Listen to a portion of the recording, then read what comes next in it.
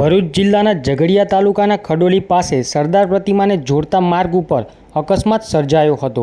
અકસ્માતમાં એક વ્યક્તિનું મોત નીપજ્યું હતું, જ્યારે બસમાં સવાર 15થી વધારે લોકો ઈજાગ્રસ્ત થયા હતા, જેમાંથી કેટલાક ઈજાગ્રસ્તોને વધુ સારવાર માટે આગળ ખસેડવામાં આવ્યા હતા। ઝઘડિયાથી પસાર થતો સરદાર પ્રતિમાને જોડતો ધોરીમાર્ગ અત્યંત બિસ્માર બનતા વાહન ચાલકો રોંગ સાઈડ ઉપર ચલાવવા મજબૂર બન્યા છે।